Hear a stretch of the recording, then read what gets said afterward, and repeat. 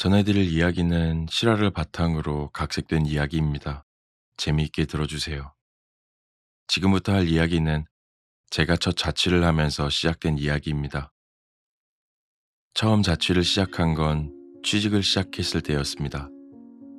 작은 반지하 원룸, 그리 좋은 곳은 아니었지만 침대부터 세탁기, 모든 옵션이 있던 그 집에서 부족함이 없던 자취를 시작했습니다. 한 2, 3주 정도 살았을 때 이상한 일이 일어나기 시작했습니다. 제가 자고 있는데 TV가 혼자 켜졌습니다. 옵션으로 있던 30인치 TV. 그렇게 구형 TV도 아니었고 중소기업 TV였는데 스스로 켜졌습니다. 사실 처음은 무섭다는 느낌보다 시끄럽다라는 생각에 다시 TV를 끄고 잠에 들었던 것 같습니다. 그리고 다음날 또 잠에 들었을 때 TV가 켜졌고 그게 두세 번쯤 반복되었을 때 저는 이상함을 느꼈습니다.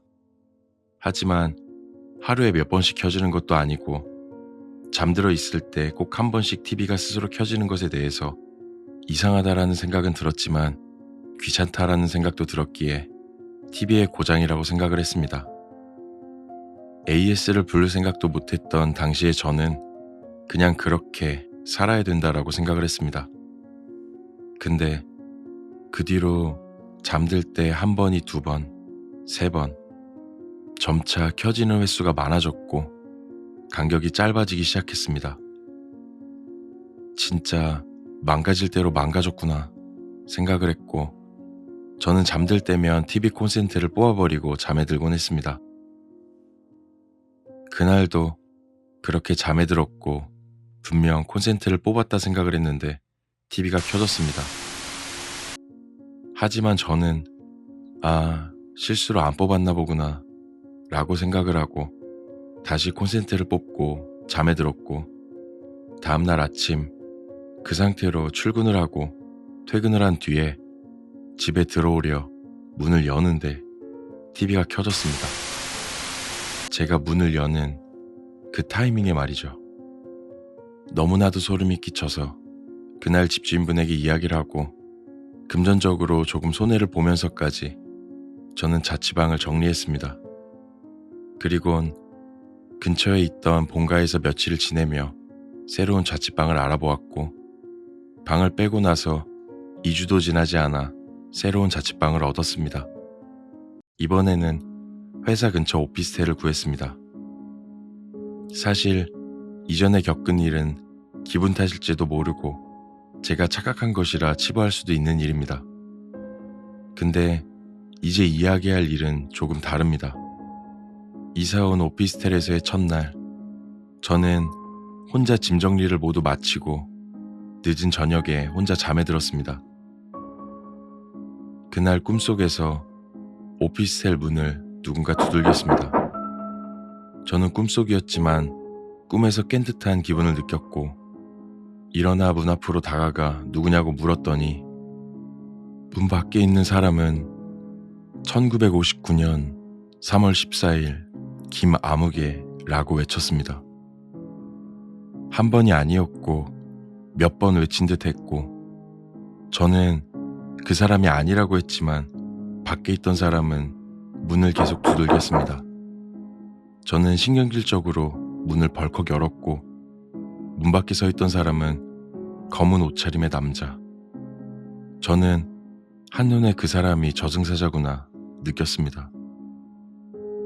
그 순간부터 저는 다른 소리를 하지 않았고 저는 그 사람이 아니라고만 말을 반복했습니다.